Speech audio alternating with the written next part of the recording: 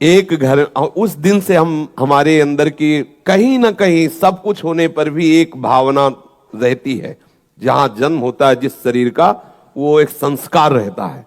तो पंडिताई का संस्कार बस सब कुछ होने पर, संन्यास और उत्साह होने पर भी वो इतना थोड़ा सा रहता है कि ऐसा। गुरुदेव भगवान की कृपा से उसका नाश हुआ। दंडोती परिक्रमा लग रही थी, अन्योर में आदेश हुआ कि माधुकरी मांग के लाओ। तो माधुकरी मांगने गए।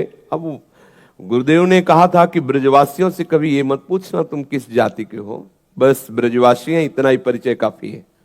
तो एक घर में मांगा तो एक रोटी में प्याज की चटनी करके ऐसा दिया, और फिर देखा कि घुड़का सुअर निकला घर से अन्योर में। अरे हम कहा बिल्कुल है, ये तो धुल गई, मतलब हम कहाँ खड़े हैं, मतलब सुअर है, मतलब स्पष्ट है कि, और प्याज खुशबू अपने आप दे रहा था। तो थोड़ा ऐसे करके गए, दूसरे घर में नहीं मांगा। और गुरुदेव भगवान एक लता के नीचे बैठे, दंडोती परिक्रमा में शिथिलता आ ही जाती है। हम कहा महाराज जी, ये सुअर निकलने से पता चला कि चातुर्वर्ण के अंतर्गत है नीचे, और ये जो रोटी इसमें प्याज, तुम्हारा जी एकदम सहज भाव में। तो क्या हुआ? वो तो क्या हुआ, वो हमारा जो अंदर था ना, उसका पूरा ऑपरेशन कर दिया। बोले इस रोटी को हैंड पाइप में धोया, बोले आधी हमें लो आधी आप लो। और भी रोटियां फिर मांग के लाए, और जब आधी पाई, उसी दिन से जो कुछ था ना, वो पूरा का पूरा साफ हो गया है हृदय से। तो ब्रजवासियों के प्रति नहीं। हमने देखा है, एक दिन नंदगांव में नंदलाला के दर्शन किए, 12 साढ़े 12 बजे होंगे, उतरे। गुरुजी बहुत लीला विहारी, बहुत ही छुपे हुए महापुरुष हैं। मतलब अब हमारे गुरुजी है तो हमारे लिए तो उनसे बढ़ के कोई है ही नहीं, पर वैसे भी बहुत से संतों का कृपा प्रसाद प्राप्त हुआ।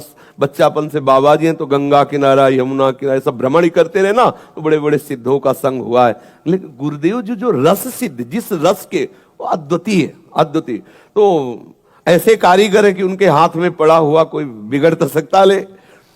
पता नहीं कौन सा संकल्प उनका काम कर रहा था। उन्होंने कहा देखो ये घर है ना, भिक्षा मांगो। ठीक गए, राधे श्याम, कोई नहीं बोला। फिर राधे श्याम, एक बहू निकली लहंगा चुनरी ओढ़े, और जे ही देखा बस शुरू हो गई। मतलब शास्त्र तो कम पड़े होंगे, इतनी गालियां उसने दी। मतलब अब हम बार बार गुरुजी कह रहे खड़े रहो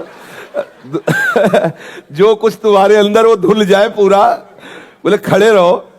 तो फिर वो शुरू हुई, न जाने क्या क्या, मतलब एकदम। फिर हम खड़े रहे तो गुरुजी ने ऐसे इशारा किया कि फिर बोलो। उनका राधे श्याम, तब सांस निकली, बोली एरी ऐसे नहीं मानेगो, दे दे रोटी दे दे। वो घी की चिपड़ी रोटी लाई, ले ऐसे झोली में डाली। हम कहा गुरुजी रोटी मांगना तो बहुत आफत है।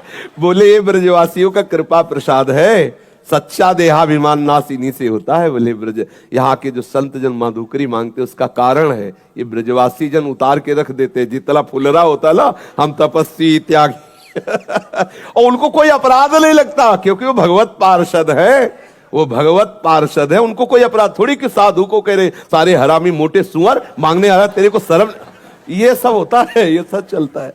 तो गुरुदेव भगवान जब रोटी पा रहे थे, तो उस रोटी से जब आधी आधी दी, तो उन्होंने कहा कि जानते हो ये रोटी प्रिया प्रीतम की प्राप्ति कराएगी। ये जो अपमान से मिली हुई जो ब्रजवासियों के टुकड़े हैं, ये सीधे भगवत प्राप्ति कराएंगे।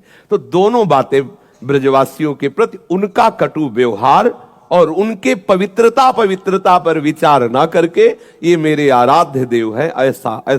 और फिर अब हमारे मन में आया कि अब बरसाना ठीक है, नंदगांव बहुत कड़ुआ है। अंदर आया, गुरुजी से तो नहीं कहा, पर अंदर बात आई कि लाडली जी के गांव में कभी कोई नहीं गाली देता।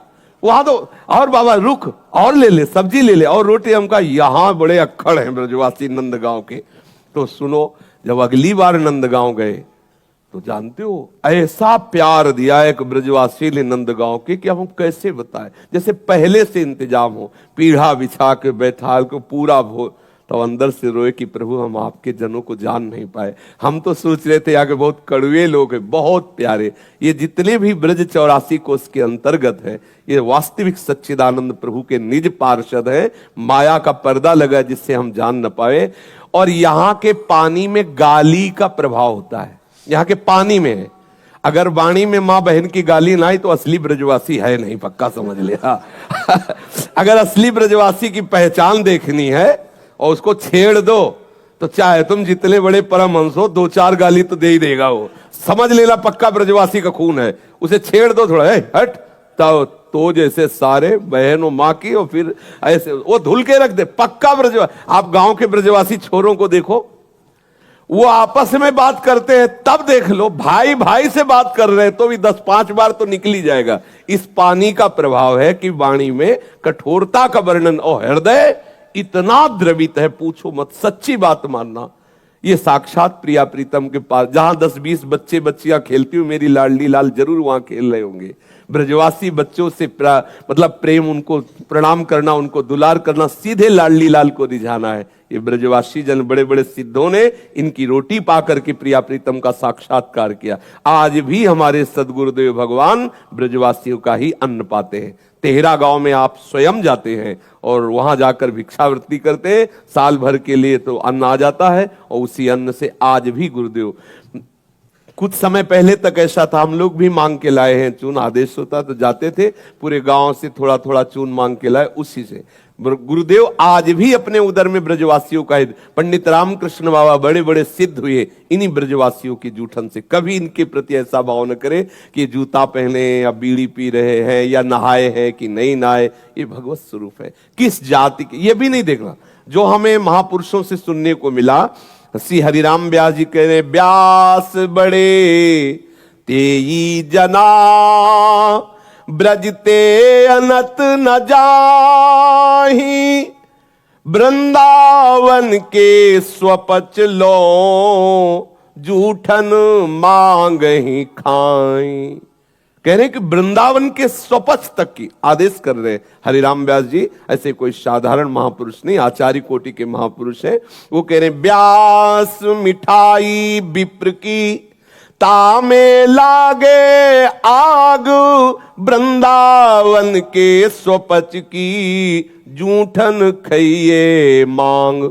आचार्य कोटि के महापुरुष और ऐसा बड़े बड़े सिद्धों ने किया है, भगवत प्रसाद मिलता है। पूज्यपाद उड़िया बाबा जी कहते हैं ब्रजवासियों का प्रत्येक टुकड़ा भगवत प्राप्ति कराने में समर्थ। सन्यासी थे, अवधूत महापुरुष, ब्रह्मबोध महापुरुष, सब ने ब्रजवासियों की टूक की महिमा की। अगर इनका टूक मिले तो बस आदर से स्वीकार करे, कभी ये भावना उनके प्रति ऐसी न करे।